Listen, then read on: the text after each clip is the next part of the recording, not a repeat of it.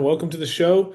Ladies and gentlemen, this is episode 15 of the Business Talk podcast. I'm here with Joe, and we're going to talk a little bit about his company, talk about customer experience and some success. So, Joe, could you give us an introduction? So my name's Joe, obviously. I own Crafty Designs Pro. We are pretty much a full scale remodeling company. We don't do any new construction. We do all remodeling. We also have a division where we do house cleaning, things like that, like weekly, monthly deep cleaning. Um, and we also specialize in like cabinetry, things like that. So Okay, what would you say is the main thing that you guys sell that most people enjoy? Um, I would have said in the past that it was cabinets. Now I would say the things that I mean, there's not anything that we sell specifically that is more than anything. I think what being in this business, you're selling dreams to people. You have to be able to envision what they want when you're doing remodeling, whether it's, I want this room to look this way, or I want this color scheme, or do you think this would look this great this way? So you're selling that dream to them. You have to be able to envision what they want, what their dream is, and then make that a reality and something that they have that they can do. What? So I mean, I don't with remodeling, there's so many things that we do everything. I mean, and it's a lot of times people will have things that just it's outdated, it's older, they want it fixed, they want it changed, they want to make a better look of it and more modern, more sleek, more to them. Give you an example, we're getting ready to do a house right now where the house was the parents' house of the people who now own it. So it's for them, it's a very nice house, but it's very outdated. It's not their style. Yeah. So it transforming that into what they want, what their vision is, what is now comfortable for them. That's awesome, man. I think a lot of companies that I've talked to in the past, and a lot of guys out there. Usually, it's all about you know we have this service, and we're going to help you do this. I think selling that dream is what I think makes like the whole industry really interesting. Because I mean, you take a house, a home that looks one way, and you completely transform it into something else, and it becomes something beautiful, man. And I like the way you put that. I really think that you have the eye for it that sometimes I don't see in other contractors. It's just about where's the next paycheck, man. And I guess my next question for you would be what got you kind of started in this? Like, what made you want to like help people get to their dream outcome in their homes? So I got started very young. My father actually did kitchen bathroom design, remodeling and designing. And so I kind of grew up doing kitchens and bathrooms. And when I took over the company and then eventually changed over and started my own company, I decided that when you do kitchens and bathrooms, you're doing everything that a general contractor is doing. I mean, you're redoing tile, you're redoing flooring, you're redoing plumbing, you're redoing electrical. And what got me to continue to want to do it is seeing the end result and seeing people post their pictures online or post their on their Snapchats about, look at this amazing. It's exactly what I wanted. They captured what I was thinking it was going to be. So that has always kept me going. And I just had a conversation with somebody today, as a matter of fact, about this is a business that there's so many people out there that you can make great money at it, but they try to go into it with, okay, this next job's going to pay these bills for this long Yeah. versus going into it saying, okay, I'm obviously we're all in business and business owners to make a profit, support our families and things like that. But I would rather do two or three jobs and take a little less money and know that I provided something that people aren't hurting themselves to do, because it's in this economy that everything that we're doing other than necessary things. I mean, if a water heater goes out, obviously that's something that has to be replaced. Yeah. But when you're remodeling your kitchen, or you want to repaint a room, or you want to change out some flooring or some tile or a bathroom, that's all discretionary. And that means, and so what I try to think of when I do this is I try to think that these people have saved their money to be able to do this. They put their pennies aside because they have a dream of what they want and envision. So you need to do it where, yes, it needs to be cost effective. You need to make profit, but you need to remember that they're taking their hard earned money and giving it to you to create their dream, their vision, their what they need, what they wanted. So be very delicate with it and don't try to break the bank just because everybody else can. Yeah. I love that, man. I love that. I think that it's very important to like meet people where they are. And you're right. I mean, in today's day and age, you don't need to necessarily get your kitchen remodeled. You need that new water heater, but to meet someone where they are, I think is very important. Um, what does that say? Like what do your customers say about you? What do like from your experience, from the like where your price is, how you help people build their dreams, like what does your customer base say about you? I mean, I my customer base is so widely varied that I have done so. A few years back, up until just right before COVID, I used to supply all the cabinets for Habitat for Humanity in Atlanta at cost and install them. So I've gone everywhere from doing a $1,500 kitchen to an $80,000 kitchen, or I'm doing flooring for that we're putting in for $1,200 in somebody's house because that's all they can afford, versus doing a company where I'm getting paid triple that amount of money. I don't go after a specific base of people. I actually will do work for people based on if I can do it and still make some profit and make it what they want, or at least give them close to what they want. Because when I go in and talk to people, or when I meet with customers, one of the very first things I want to do is tell them, where are you? What is it? I have an example of that. I have a lady right now that she wants her kitchen done.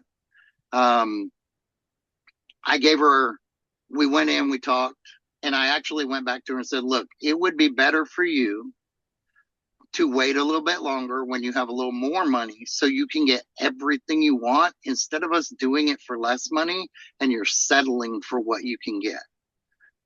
It's not, you know, so my customer base just kind of varies. It's I mean, I everything. It's not, I'm going to try, and I don't always do it, but I do try to get in people's budgets, in their range, what they need. But I'm very much honest with people that, sometimes, we all have those, I want gold and diamonds when we can afford sterling silver, but my job is to make it so that's the brightest sterling silver that you've ever seen, that you're happy and content that this is the level that we can afford or what we can do. Again, it goes back to don't try to pay all your bills for a month off of one job, you know, Yeah. Yeah. and you pay more work and references because you work with people, then you won't. What would you say is the number one thing that sets you apart from your competition? We are constantly expanding and growing. A lot of companies and I found that in this trade and in this business, there are not as many younger people getting into this anymore. So a lot of companies, and I have friends that own several contracting companies, remodeling, general contracting companies, and they're booked out months in advance. They can't get to them. My goal has been that when we get to that point where I have to say, okay, look, I can't get to you for 6 weeks, I need to build another crew because I don't want to be set back. We do guarantees. If I set an appointment with you and I say I'm going to be there at 10 o'clock and we get it, I'm going to be there. If we don't, if we set a job date and say, hey, we're going to start on Monday at 8 a.m., if I'm not there by 9 a.m. on that Monday, I discount your entire bill. Wow. Um, and so, barring any major complications, it's in my contracts that I will give you an estimated finish date within 2 to 3 days. If I go more than 2 to 3 days past that date, and I very rarely ever even get to the 2 to 3 days, I will give you an additional 10% off of everything that we're doing. Wow. Wow, that's awesome. What made you want to like go out and do that for people? I did it because there's so many people. There's a lot of people that I found were taking jobs, and it's a lot of people that, they're not licensed, they're not insured, they're just showing up. They're saying, "Hey, I can do this," and they'll say, "Okay, I'll come on Monday," and then they'll be like, "Oh, I got backed up. Sorry, I'm backed up, but I'll get to you next week." But they've already taken their money. They've paid you deposits. They've done all you're holding their money and then not showing up to give them that confidence and build confidence with them. And I think that hurts this business in general when you do that, because then the next person behind you is paying for your mistakes that you we're not getting time management. And I really did it too as well, because it helps us as a company make sure we manage our time and are making proper estimates and proper goals. Holds us accountable for ourselves. Do how often would you say you have to like hold up to that, or would you say usually like you guys are on time and you? I have done it in 5 years. I think twice that I've missed that Wow, mark. that's awesome. That's Yeah, I guarantee. I know personally, I've had times before when you hire a contractor and then they show up and then or they don't show up or they show up late and then you never hear from them and then or the project takes 10 times longer than it said. Working on it for 1 week, all of a sudden they're gone for 2 weeks. You're like, where'd you go? My bathroom's not finished. I've been using the bathroom upstairs for 3 months yeah. now. Like, what's going on? I've seen it before, man. That's a really good guarantee to have. Um, Tell me about a success story, man. Tell me about like a time when you were able to get somebody their needs, their dream, and what that did for them. Your best success story. My best success story. There's a lot. I really, for me, doing the Habitat for Humanity houses, I think was a really big thing. We were at that point back, like I said, before COVID, we were supplying Atlanta, Fulton County, which does 52 to 56 houses a year with Habitat. They build new houses for the new houses. Um, for me, that was always very satisfying because they weren't just getting random cabinets that were donated to Habitat. They were getting brand new all wood oak cabinets. I mean, they are a builder grade cabinet, but they're still brand new. And they were custom built, installed in their houses for them. And I felt, you'd see people when they would see them that were moving in were just excited and happy. And we did the countertops for them and all of that. So, um, being able to see that and see people that appreciate what you do and just know that that's helping someone else that does stuff. I've always been a big Habitat person. I think that it's a great program because doesn't just give someone something. You have to work for it. You have to put time in it. You have to help build your house. You have to build another house. And so, I think that's my biggest success story is to be able to help people that always aren't always there or able to do what they would love to do, but get them to a point where it's still amazing to them.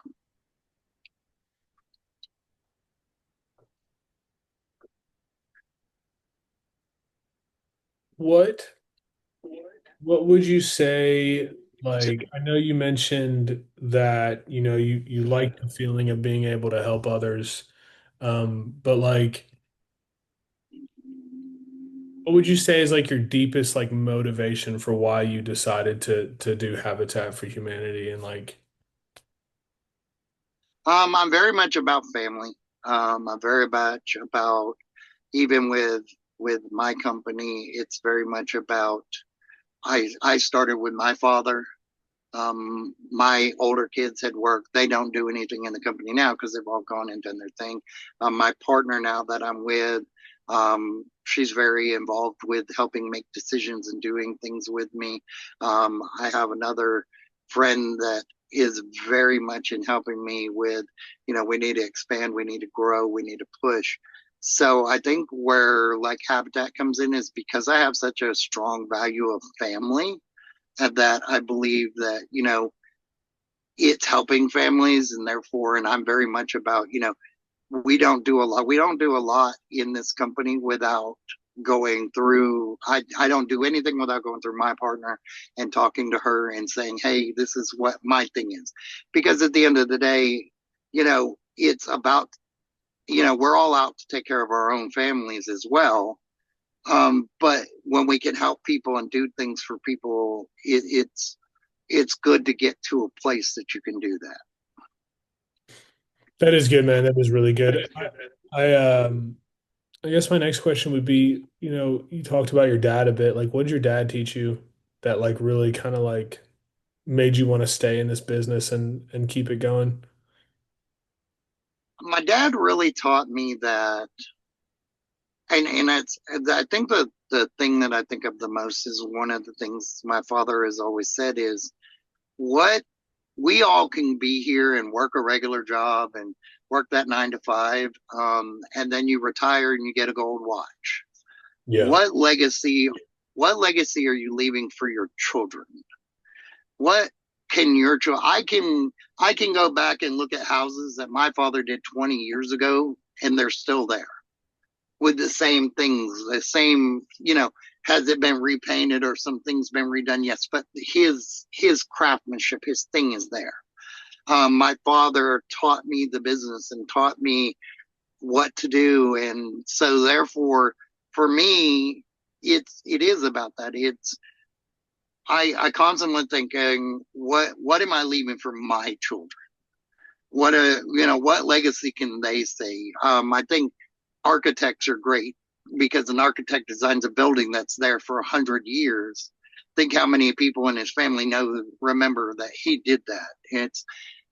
And so for me, it is very much about, what are we, my father taught me that, okay, what are you leaving for your children? What are you leaving for them about you? Or even if they don't want to do the business, did you create a business that's successful enough to give them the opportunity to do whatever else they want in life?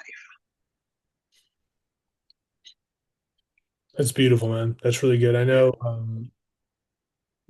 I think that's very important to have somebody who like helps you in that stage and like I mean, I know I wouldn't say I personally had that, but I do have like my dad in my life. He's very supportive in the situation, but I know plenty of plenty of people who are always like, what do you want to leave behind for others? And so in my life, like what I want to do is kind of very similar. Like I want to be able to leave something behind for my kids. That way,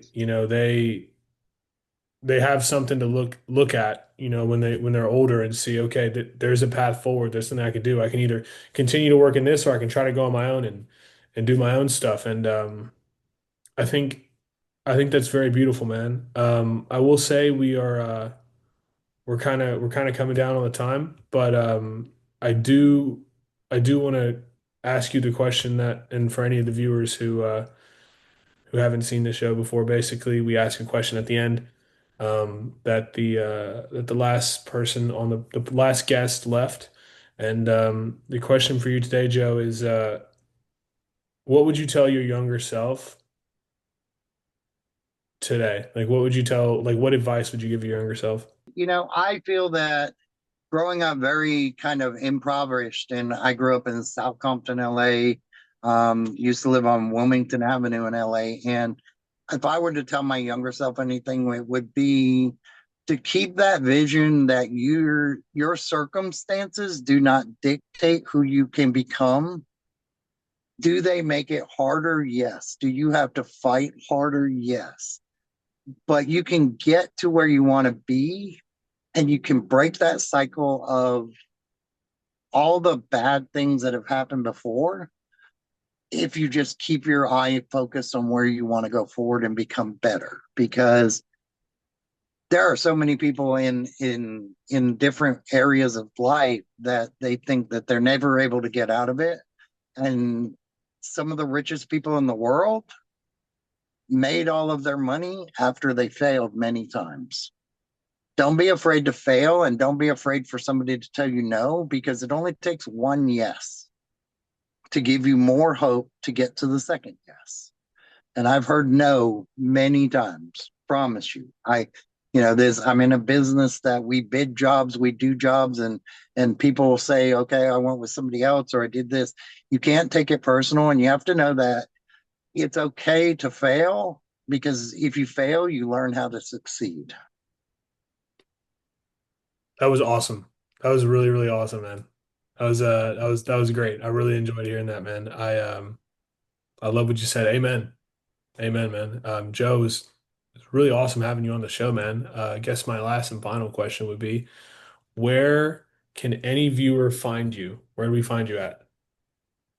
You can get us on our website. I mean, we're on Instagram, we're on Facebook. We have our website, which is Crafty Designs Pro, CraftydesignS pro.com. You can find us on there. I am getting ready to start. I have a personal like social media TikTok page where I think 400,000 followers, but I'm getting ready to start up our crafty design one that's going to be very much focused on the stuff that we do in the community, doing jobs, things like that. So we'll also have that going on very soon. That's good, man. That's good. Yeah. For anyone watching, some of those links will be in the description, so you can go check that out now and reach out to Joe. And Joe, man, thank you for coming on the show, man. Well, Joe, thank you for coming on the show, man. Really appreciate you for being here. Do you have anything else, last words that you want to say on the show? If you're starting this out, persevere. Take take failures with success and become more. And remember that it's a learning curve, and you're not always going to make the best decisions, but the way you're going to make better decisions is by learning what you made bad decisions from. It's beautiful, man. I appreciate you for coming on. Yeah, thank you.